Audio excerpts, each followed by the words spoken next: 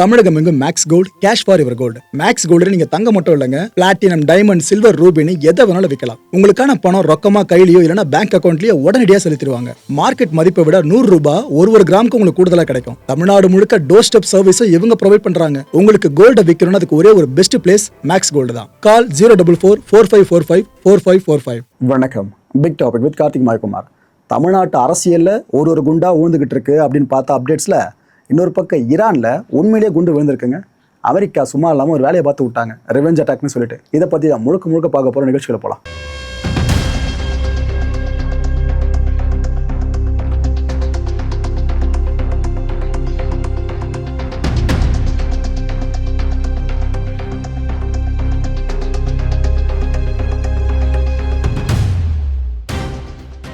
America சமீபத்தில் என்ன பண்ணுச்சு, இந்த ஈரானோட ஆயில் டேங்கர் இருக்குல்ல, ஹார்முஸ் வழியாக பயணப்பட்டு இருந்தது, அதை அடிச்சிட்டாங்க. அமெரிக்கா வான்வெளி தாக்குதல் மூலமாக அந்த கப்பலை அடிக்க ஆரம்பிச்சிட்டாங்க. அந்த கப்பல் சரியான டேமேஜை ஃபேஸ் பண்ணிச்சு. இது பயங்கரமாக ஈரானை ட்ரிகர் பண்ணி விட்டுருச்சு. ஈரான் சும்மா இருக்குமா? சரி, ஓகே, முதல்ல நாங்கள் வார்னிங் ஷாட்ஸை கொடுத்துட்டு இருந்தோம், இதுக்கப்புறம் நாங்கள் வெயிட் பண்ணுற மாதிரிலாம் இல்லை, திருப்பி அடிக்கிறோம் அப்படின்ட்டு அமெரிக்காவோட போர்க்கப்பல் தொகுப்பு இருக்குல்ல, அதில் இருக்க ஒரு 3 டெஸ்ட்ராயர்ஸ் அதை டார்கெட் பண்ணி அடிக்க ஆரம்பிச்சிட்டாங்க. இந்த விவகாரம் பெருசாக போக அடுத்தடுத்த கான்ஃப்ளிக்ட் என்ன ஆகும்னு எல்லாரும் யோசிக்க ஆரம்பிச்சிட்டோம். அதுவும் ஈரான் அந்த வார்ஷிப்ஸ் நோக்கி மிசைல்ஸ் லான்ச் பண்ணியிருக்கோம்ல, அந்த காட்சி இப்போ வெளியிடப்பட்டிருக்கு.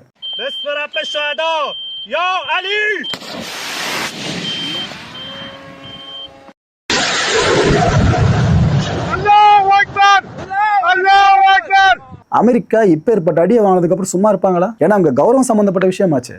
உலகம் முழுக்க அமெரிக்கா அந்த அளவுக்கு பவர்ஃபுல் நேவின்னு கட்டமைச்சு வச்சிருக்காங்களே, அதுக்கு இழுக்க வந்துருமே.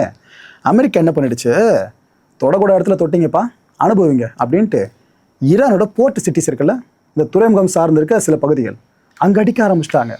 அமெரிக்காவோட தாக்குதல் அந்த அளவுக்கு மேலே போச்சு.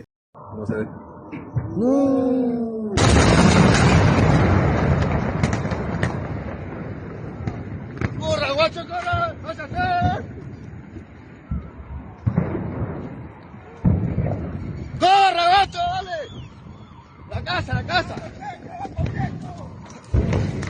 Bajo techo, corra.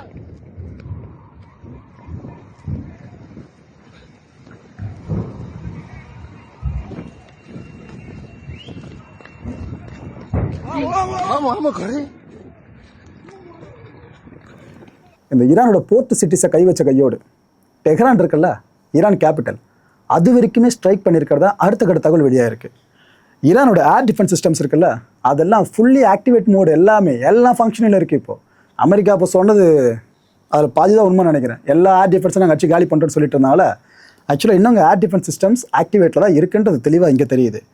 மக்களை ஒரு விஷயம் நல்லா கவனிச்சிக்கங்க, ஹார்முஸ் இவ்வளோ நாட்கள் வரைக்கும் ஓரளவுக்கு அமைதியாக இருந்துச்சு. இப்போ ஒரே அடியாக அமைதி இழந்திருக்கு. அந்த அளவுக்கு பிரச்சனை. டெஹ்ரானில் அடிக்க ஆரம்பிச்சு போர்ட் சிட்டிஸ் வரைக்கும் வந்து ஹார்முஸ் வரைக்கும் கலையபுரம் பெருசாக இருக்குது.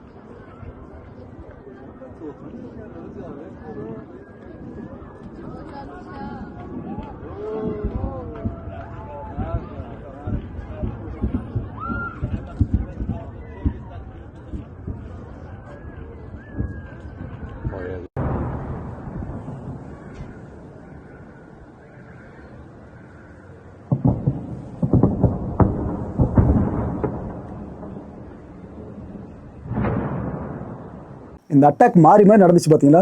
ஈரான் அடிக்கிறது, திரும்ப அமெரிக்கா அடிக்கிறது, ஈரான் அடிக்கிறது, அமெரிக்கா அடிக்கிறதுன்னு சீஸ்ஃபயர் இருக்குது. அதை மாதிரி தான் அதிக மக்கள் அது அந்த விஷயம் இவ்வளோ பெருசாக பார்க்கப்பட்டு இருக்கு. ஈரான் என்ன தெரியுமா விளக்கம் கொடுத்துருக்கு இதை பற்றி? எங்க இந்த அமெரிக்கா என்ன பண்ணுச்சு, எங்களோட கோஸ்ட் பகுதிகள் இருக்குல்ல, குறிப்பிட்டு சொல்லணும்னா பாந்தர் காமீர், ஷிரிக்கு, அப்புறம் இந்த கூஷ்மா ஐலாண்டு, இங்கெல்லாம் அடிக்க ஆரம்பிச்சிட்டாங்க. சீஸ்ஃபயர் அமலில் இருக்குல்ல, அப்புறம் எதுக்காக அவங்க அங்கே அடிக்கணும்?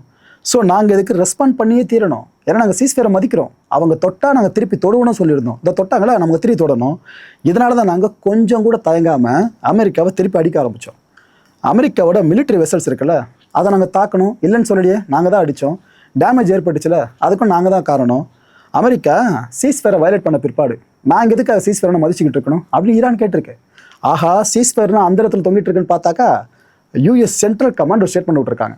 இப்போ இவங்க தரப்பு வழக்கத்தை கொடுக்கணும்ல, எதுக்காக அடித்தாங்க அப்படின்ட்டு. இவங்க என்ன சொல்கிறாங்க, ஏங்க நாங்கள் எதுவும் பண்ணலங்க, முதல்ல ஆரம்பிச்சு விடுறது ஈரான் தான். ஈரான் சும்மா இல்லாமல் மிசைல்ஸு, ட்ரோன்ஸு, அப்புறம் இந்த சின்ன சின்ன போட்ஸ் இருக்குல்ல, ஸ்ட்ரைக்காக பயன்படுத்துறது. இது எல்லாம் அமெரிக்க நேவி டிரான்சிட் இருக்குது பாருங்கள் ஹார்மூஸில், எங்களோட போர்க்கப்பல்கள்லாம் போயிட்டு வரல ஹார்மூஸ் பகுதி சார்ந்து, அதை குறி வச்சு அடிக்க ஆரம்பிச்சிட்டாங்க. எங்களோட அசட்டை தொடரவங்கள நாங்கள் சும்மா விட முடியுமா? ஸோ நாங்கள் அந்த எல்லா த்ரெட்ஸையும் எலிமினேட் பண்ணிட்டோம், அடிச்சு முடிச்சிட்டோம். எங்களை அடிக்கணும்னு நினச்சாங்க, நாங்கள் அடித்து முடிச்சிட்டோம். ஈரானோட மிலிட்டரி ஃபெசிலிட்டி இருக்குல்ல, இதை நாங்கள் டார்கெட் பண்ணோம். ஏன்னா எங்களை அடிக்க வந்தாங்க, திருப்பி நாங்கள் அடிச்சிட்டோம். ஆனால் இந்த எண்ணம் திரும்ப உங்களை வந்துடக்கூடாதுல்ல, எங்களை அடிக்கணும்னு சொல்லிட்டு நாங்கள் ரிட்டாலியேட் பண்ணி வரணும்ல, அதுக்காக ஈரானோட மிலிட்டரி ஃபெசிலிட்டியை நாங்கள் அடித்தோம். இதில் என்ன தப்பு இருக்குது? நாங்கள் எஸ்கலேஷனை விரும்பலைங்க, ஆனால் ஈரான் விரும்புதுன்னா நாங்கள் பதிலடி கொடுக்க ரெடியாக இருக்கோம். நாங்கள் அமெரிக்கா ஃபோர்ஸஸை ஃபுல்லாக காப்பாற்றி ஆகணும். ஏன்னா அமெரிக்காவை காப்பாற்றுறது எங்கள் ஃபோர்ஸ் தான். இந்த கான்ஃப்ளிக்ட் நேர்வழியில் போயிட்டு இருக்கிறது எங்கள் ஃபோர்ஸ் தான். மக்களை பாதுகாக்கிறது எங்கள் ஃபோர்ஸ் தான். அப்போ இருக்கிற ஃபோர்ஸுக்கு ஒரு ஆபத்து வந்துச்சுனாக்கா நாங்கள் கை கட்டி வேடிக்கை பார்க்க முடியும். ஈரானுக்கான தக்க பாடத்தை நாங்கள் புகட்டி இருக்கிறதா யூஎஸ் சென்ட்ரல் கமாண்ட் சொல்லியிருக்கு. சார் அவங்கள விடுங்க, கமாண்டர் என்ன சொல்கிறாரு? இந்த ஒட்டுமொத்த யூஎஸ் சென்ட்ரல் கமாண்டருக்குமான தலைவரா, அமெரிக்காவோட அதிபரா, உலக பஞ்சாயத்தோட தலைவராக இருக்கார் டொனால்ட் ட்ரம்ப். அவர் என்ன சொல்கிறாருன்னு பார்த்தா, பெரிய அடிப்பா ஈரானுக்கு, அடிச்சிட்டோம் நம்ம லட்சங்களை திருப்பி நம்ம யாருன்னு காமிச்சிட்டோம், கிரேட் டேமேஜ் ஏற்படுத்தியிருக்கோன்னு சொல்கிறாரு ட்ரம்ப். ஆனால் சீஸ்ஃபயர் இன்னும் அமலில் தான் இருக்குன்னு சொல்லியிருக்காரு. இதுதான் அமெரிக்கா முரண்பாட்டு மூட்டையாக எப்போவுமே பார்க்கப்படும். சண்டையாக நடக்குதாமா, சீஸ்ஃபயர் அமலில் இருக்காமா. ட்ரம்ப் சொல்லியிருக்காரு, ஆக்சுவலாக இந்த முறை அவங்க நம்ம கதவு தட்டினாங்க, நாம் திருப்பி அடிச்சிட்டோம். அடுத்த முறை கதவை தட்டுறாங்களோ இல்லையோ, நம்ம பெருசாக அடி கொடுக்க போகிறோம் ஈரானுக்கு. ஏன்னா டீல் இன்னும் அவங்க சைன் பண்ணல, ஒழுங்காக சைன் பண்ணிடுங்கப்பா, ஃபாஸ்ட்டுன்ற வார்த்தையை பயன்படுத்துகிறாரு. வேகமாக சைன் பண்ணி முடிச்சிருங்க, அப்படி இல்லைன்னா இது வரைக்கும் நீங்கள் பார்க்காத பெரிய வழியை ஃபேஸ் பண்ண போகிறீங்கன்னு திரும்ப த்ரெட் பண்ண ஆரம்பிச்சிட்டாரு. ஈரான் இதைத்தான் பண்ணாதீங்கன்னுது, ஆனால் அமெரிக்கா நாங்கள் இதைத்தான் பண்ணுவோம், உனக்கு ஒரு ஆப்ஷனே இல்லை, டீலை சைன் பண்ணுன்னு ஒத்த கால நிற்கிறாப்புல. இதை திட்டவட்டமாக அவரே இப்போ சொல்லிட்டாப்புல. Talks are going very well, but they have to understand if it doesn't get signed, they're going to have a lot of pain. They're going to have a lot of pain. They want to sign it, I will tell you. They want to sign it a lot more than I do. I think that's what you want to hear, fellas, right? What you want to hear, a different tone. That's the only thing they understand. They don't understand it. We had 3 world-class destroyers go through the strait today.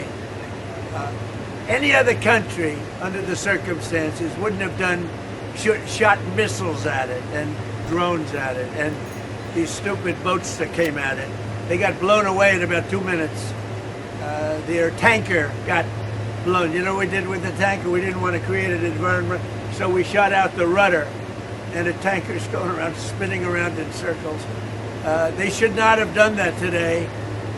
We thought they might. We didn't know, but we were prepared. They shot missiles. Every missile was knocked down. Every drone was knocked down, and the people that shot it are no longer with us. Pressure ரொம்ப huge ஆகிடுச்சா Iran மேலே. Iran foreign minister Abbas இப்போ நம்ம சொல்லியிருக்காரு, ஏங்க உங்களுக்கு என்ன வேணும், இந்த ஹார்மூஸில் நேவிகேஷன் ஃபுல்லாக பழைய மாதிரி வரணும், அவ்வளோதானே. சரி, ஓகே, ரைட்டு, நாங்கள் பண்ணிடுறோம். ஆனால் நீங்கள் இங்கே பதிலுக்கு 2 விஷயங்களை பண்ணணும். ஒன்று, அமெரிக்க இஸ்ரேல் படம் சேர்ந்து இந்த வாரம் ஆரம்பிச்சிருக்கீங்களே, அந்த வாரம் உடனடியாக நிறுத்துங்க, ஒரு விஷயம். ரெண்டாவது, நீங்கள் போட்டிருக்க பிளாக்கேட் அண்ட் சாங்ஷன்ஸ், எங்கள் மேலே போட்டிருக்க சாங்ஷன்ஸ், இதெல்லாம் லிஃப்ட் பண்ணுங்கள். இந்த 2 விஷயத்த மட்டும் பண்ணுங்கள், நாங்கள் உடனடியாக ஹார்மூஸில் நேவிகேஷனை பழைய மாதிரி கொண்டு வந்துடும்னு இவர் சொல்லியிருக்காப்புல. ஆனால் ஒரு விஷயம் கவனிச்சிங்க மக்களே, இப்போ அமெரிக்கா மட்டும் தான் ஈரான் அடிச்சிருக்கு, இஸ்ரேலுக்கு இதில் இன்வால்மெண்ட் கிடையாது. இஸ்ரேலுக்கு இன்வால்மெண்ட் இல்லாத இருக்க வரைக்கும் இஸ்ரேலுக்கு நல்லதுன்னு நினைக்கிறேன். இவ்வளோ கலைபுரம் நடந்துகிட்டு இருக்கு, ஈரான் சுப்ரீம் லீடர் எங்கே தாப்பா இருக்காரு அப்படின்ற கேள்வி பல பேர் மனசில் இருக்குல்ல, எல்லாரும் மனசில் இருக்குது. ஒன்று, அவர் உயிரோடு இருக்க வாய்ப்பில்லை. 2வது பாசிபிலிட்டி பார்த்தீங்கன்னா அவர் கடுமையான காயத்தை ஃபேஸ் பண்ணியிருக்கணும். இப்போ ஒரு ட்ரீட்மெண்ட்டில் ஓரளவுக்கு உடல்நலம் தேறி மேலே வந்துட்டு இருக்கணும். இந்த 2 பாசிபிலிட்டிஸ் மட்டும்தான் இருக்குது, இதை தாண்டி வேறு எதுவுமே இல்லை. ஈரான் பிரசிடென்ட் இருக்கார்ல, அவர் சமீபத்தில் சுப்ரீம் லீடரை சந்திச்சிருக்காராங்க, நேரில் போய் சந்திச்சிருக்காராம். மொஜ்தபா அவர்களை சந்தித்த கையோடு ஈரான் அரசில் இருக்க முக்கியமான அஃபிஷியல்ஸ் இருக்காங்களே, அவங்கள கூப்பிட்டு ஒரு மீட்டிங் போட்டு பேசியிருக்காப்புல. அங்கே என்னென்ன சொல்லியிருக்காரு மசூது, அவர் ரொம்ப கிரேட்டாக இருக்குது, அவரோட ஹெல்த்லாம் சூப்பராக இருக்குது, நல்ல ஸ்பீடாக ஆக்டிவாக ஒர்க் பண்ணிட்டு இருக்காரு. இன்ஃபேக்ட் அவரோட அப்ரூவல் இல்லாமல் ஈரான் எந்த ஒரு முடிவையும் இந்த கான்ஃப்ளிக்டில் இது வரைக்கும் எடுக்கலன்ட்டு இவர் இங்கே கேரண்டீடாக சொல்கிறாரு. ஸோ ஒட்டுமொத்த ஈரான் அரசையும் என்ன இயக்கிட்டு இருக்கிறது சுப்ரீம் லீடர் தான். அவரை தாண்டி யாரும் இல்லைன்ற விஷயத்த அவர் இங்கே வாய்மொழி மூலமாக எல்லார்கிட்ட உணர்ச்சி பொங்க பேசியிருக்காப்புல. இந்த விஷயங்களை ஃபுல்லாக உற்று நோக்கிற இஸ்ரேலும் அமெரிக்காவும் என்ன நினைக்கும், ஓஹோ அவ்வளோ தூரம் நாங்கள் அடித்தோம் சுப்ரீம் கோர்ட் சாகலையா, இதுதான் நினைப்பாங்கன்னு நினைக்கிறேன். அடுத்து அவரோட உயிருக்கு அவங்க டார்கெட் வைக்காம இருந்தால் சரி. அதான் அவர் சம்மந்தப்பட்ட வீடியோ ஒன்று கூட இன்னும் வெளியே வராமல் இருக்க என்னவோ. இது மொத்தம் இன்னொரு கூடுதல் இணைப்பு செய்தியை சொல்லிடுறேன். இந்தியா உட்பட பல நாடுகள் மேலே டொனால்ட் ட்ரம்ப் 10% டேரிஃபை போட்டார், ஞாபகம் இருக்கா?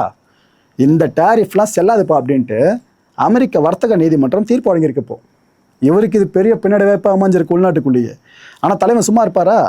சுப்ரீம் கோர்ட்டுக்கு போக ஆரம்பிச்சிட்டாருங்க, முடிவு எடுத்திருக்காப்புல. ஏன்னா தீர்ப்பில் அவங்க என்ன சொல்லிட்டாங்க, ட்ரம்ப்போட இந்த முடிவு சட்டவிரோதன்ற வார்த்தையை பயன்படுத்தியிருக்காங்க.